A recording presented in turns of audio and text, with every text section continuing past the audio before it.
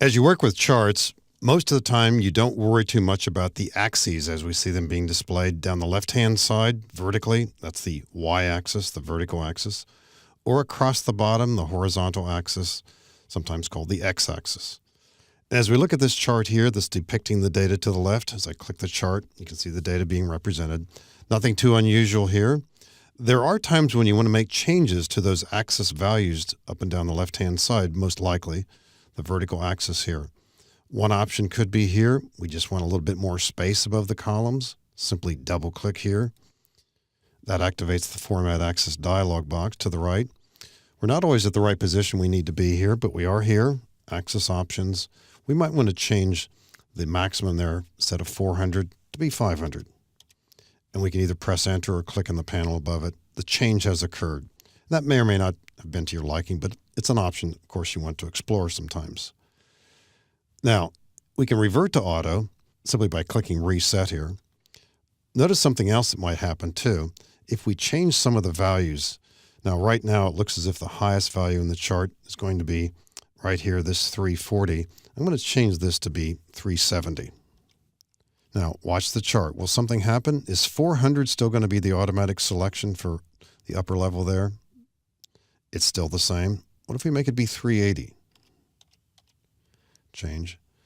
That's the same. 390. Now it jumps to 450. I think most of the time you don't care about that. You don't worry about it too much. But remember, you can override this. Looking at this, some people might say, well, why does it go all the way to 450? You're not even reaching 400.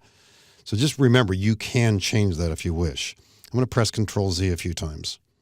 Here's another thing that you might see being done with column charts, and not necessarily a good thing to do, but you'll be the judge of it.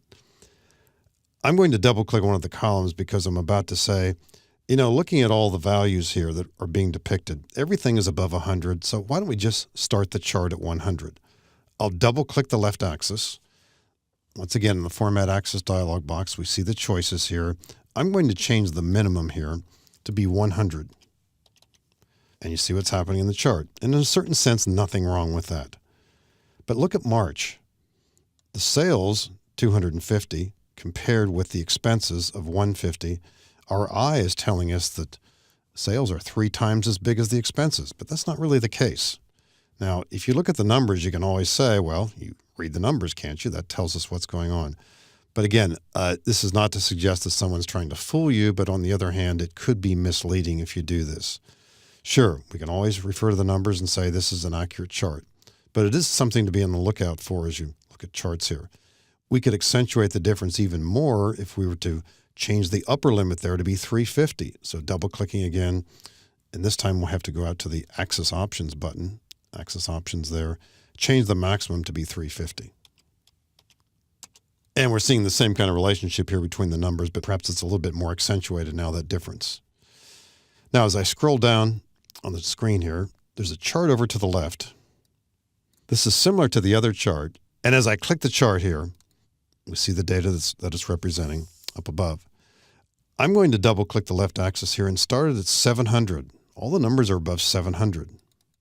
And here, compared with the example before, this is even going to be more dramatic. This time we'll go to that same button for Axis Options within the Format Axis dialog box. I'm going to change the minimum here to be 700. And we see what's happening. Here too, we look at March. It looks like one number is 3 times as big as the other in terms of volume, but obviously that's not the case. 850 and 750. Now, interestingly enough, if you change this to a line chart, the effect is somewhat different. And I think you could make a case for saying, well, with a line chart, maybe it's okay. So going to the Design tab in the ribbon, second button from the right, change chart type. Let's make this be a line chart. How about the 4th option from the left? There we go, line chart. Same story, but told a little bit differently. I think here maybe you can get away with the idea that we don't necessarily have to start these at 0. But with column charts, I think as a general rule, it's a good idea to start them at 0 or below. And most of the time, we don't have to worry about that. We let automatic scaling take over. It handles negatives properly. It's usually not an issue either.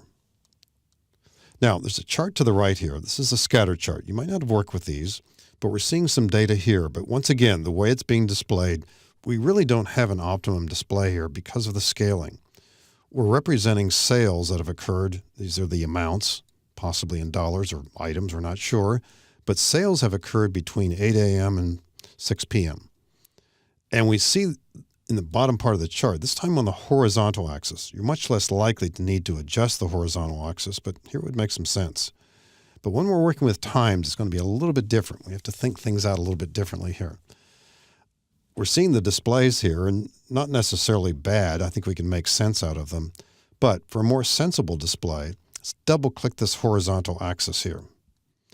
And once again, we see the Format Axis dialog box. Now, the sales begin at 8 a.m., or about that time. If you've worked with dates and times in Excel, you know that times are actually stored as parts of a day. The value of a day is 1, 12 noon is half a day, 6 a.m. is a quarter of a day. So 8 a.m. is a third of a day. And if we want to put in a minimum value here, we can simply put in 0.333333. That's 1/3 of a day. I'll click in the maximum panel. We're going to change that as well too. Already we see in the chart 8 o'clock in the morning. That's there already. We could also consider changing the interval. The maximum time that's going to be reflected here, let's say, is 6 p.m. That's 3/4 of a day. That's 0.75. And we see the changes now. The intervals, however, are a little bit strange. Now, maybe doing some math in our heads, or I've done this before, and maybe you have or have not, but an hour of a day is 1/24. And if we want to show every hour here, we could put in the fraction for that.